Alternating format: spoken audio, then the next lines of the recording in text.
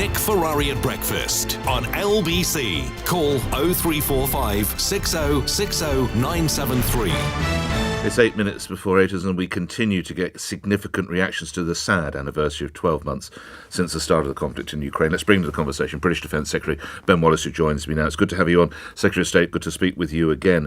Almost 12 months ago to the day, you told me that your lad, who was then 12, was concerned, was worried about the situation in Ukraine and Putin's invasion, and as a son does with his father, seeks reassurance. What are you telling your boy now about the situation? Well, I think the thing I say is, the international community hasn't disappointed. It's come together rapidly. We have a very strong coalition of support, not just the NATO members, but way beyond that, way beyond these shores of Europe.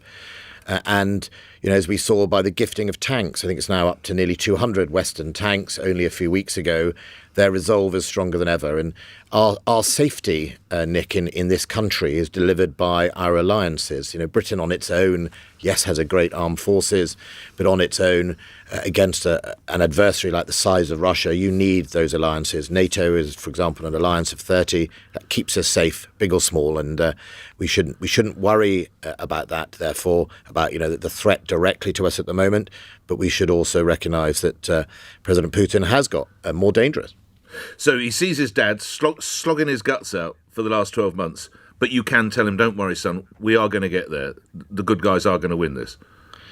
Yeah, I think so. And I think if you look on the ground at the moment, Russia, with its alleged invincible army, has been massively damaged. Its Russian army, he's lost probably over, we think, close to 190,000 dead or wounded of his soldiers. He's lost huge numbers of his armoured vehicles, over 6,000 of them damaged or destroyed or captured by the Ukrainian.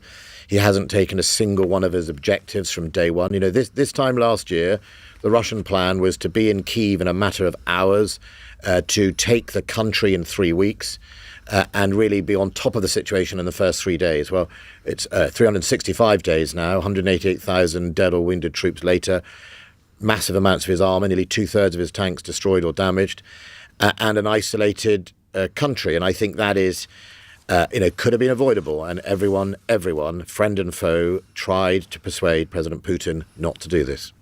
What have you learned, excuse me, sir, what have you learned about Western unity in the last 12 months, Secretary of State? I think it's stronger than we might have thought it would have been. At the beginning of this, if you think about the sort of stereotypes about young people, the stereotypes about political parties, actually what's happened is in the United Kingdom, we should be incredibly proud that people have come together. I stand in the House of Commons, and the SNP, the Liberal Democrats, the Labour Party and the Conservative Party are all united on this. That you go to demonstrations. I spoke at one yesterday in Trafalgar Square, and you look at the crowds and it's full of young people. They care about the values as much as our grandparents. And I think, we all probably indulge in the usual stereotypical that, my children are more interested in TikTok and Instagram than they are about everything else. But the reality is they care. And I think we should be proud in this country that we stood strong and still are standing strong. And we found in Ukraine a fellow country that chose those values, and for its choice, Russia has sought to destroy it. You talk about unity. Can I take you to the United Nations General Assembly? They approved a non-binding resolution last night calling for Russia to end hostilities in Ukraine. But of the 193 members, 39 either abstained, 32 in total, or voted against, 7 in total. Your reaction to what I would suggest is quite a high number of countries who don't seem to be on board? Well, if you're Russia, you want support. So you've got 7 countries in the world. The abstaining is, and for example, China has abstained consistently on this. It's not exactly a full-throated support for Russia, is it? And I think Russia would have hoped that a country like China would have actually supported them. But it is, what it does show is a worrying direction in the last few years of, a move towards autocracy around the world, and a number of countries abandoning the causes of human rights and embracing what we see President Putin espouses. But couldn't that be Russia's game plan, Mr. Wallace, that the so-called developing world chooses probably to abstain because of connections it sees with the old Russian Empire? Isn't that one of the worries here? Well, I think one of the worries here is that the West has not been good enough in the last 20 years. It's selling its values and telling people why it's important. And, if you go to some countries in the world, like in parts of Africa, Russia has been busy telling them recently that the cost of grain is not because of their invasion of Ukraine, which is the actual reason, but it's because of the West's behaviour in Ukraine. And they've started to win in some areas, or try and win, that propaganda war. And as we've all seen, glued to our television screens and our Twitter feeds, we've all seen that this war has been much about information as it has been about the bullets and the bombs on the battlefield. And I think modern warfare is going to include information warfare. And again, we are different than many. We believe in the truth. We don't believe in making up news. We don't believe in making up facts. But ultimately, we have to lean in as an international community to amplify events that happen. And actually, if you remember, Nick, at the beginning of this, Russia kept trying false flag operations before. It kept trying to concoct all sorts of coups and excuses and all sorts of things to give it a reason to come and invade Ukraine. And because the international community changed behaviour, we shared intelligence publicly in a way we hadn't done before, they couldn't get that traction. They couldn't successfully paint a picture they wanted to. So we have been successful at it, but I think we have to keep working at it across the world. Last couple of questions. You're passionate about your job. I saw that earlier this week when you provided the facility for me to come down and see the training. This means a lot to you, and you're a pretty plain-speaking bloke. When you consider over the last 12 months, Ukrainians have paid a blood price. They've had children abducted. They've had women, in some instances grandmothers in their 80s, raped by Russian soldiers. Secretary of State, what shocked you most in the last 12 months? I think the conduct of the Russian armed forces that has, we started all of this all saying this is about the Kremlin, it's not about the Russian people, it's not about the Russian army. But that, the examples you've used has shown that systematically, right through their army, it's been accepted that is acts of war, that it's okay to rape and murder and kill people and break the Geneva Conventions.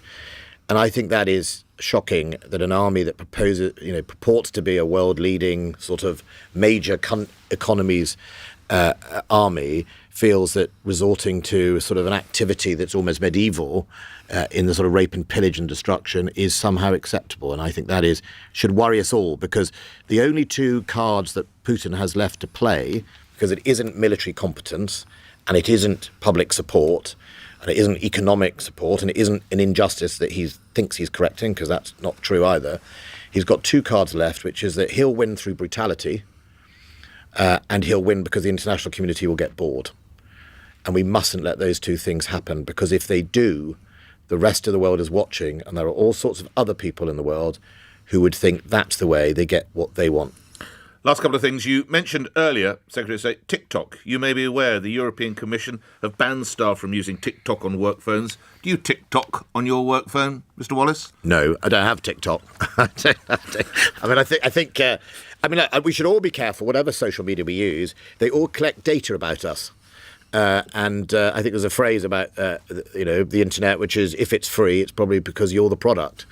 And, that is how these companies work. So I think, TikTok is overall owned by a Chinese company. And I think if you put your data on there, then you're not just sharing it with the person you're publishing it. But also, it is a medium that all your young viewers use, right? Your young listeners. That's just the reality of it. And so just the caution is be careful what you put on these things. Final question. Noting there have been a number of arrests, you both served in Northern Ireland in the military and you were a minister for Northern Ireland. You'll be aware earlier this week a senior off-duty police officer was shot in County Armagh.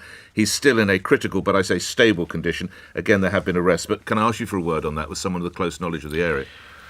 Yeah, look, it's tragic, and especially in that area. If you remember the attacks that happened even after the horrendous attack that happened after the Good Friday Agreement, I think the sadness is that there are still people in that society who think that violence is the way to solve their problems. Luckily, they're not successful, and luckily most of the community, and it was very refreshing when I was a junior minister to go back to communities that in some areas I used to patrol as a soldier. They have moved on and they desperately want to move on. The differences that used to divide people in Northern Ireland are no longer there in many cases. And so, the United Kingdom, the Irish government and that community, and remember, this police officer was teaching young people to play football. Those communities, I know, and I know from my own experience, they don't want to go backwards, and they will condemn in the strongest term those perpetrators. Grateful for your time as ever. Thank you, Ben Wallace, Defence Secretary, appearing here on LBC at 2 minutes after 8. Let's get the latest news headlines. On your radio, on Global Player, and Play LBC. leading Britain's conversation. This is LBC. From Global's newsroom at 8 o'clock, President Zelensky has promised to push for victory this year on the first anniversary of the full-scale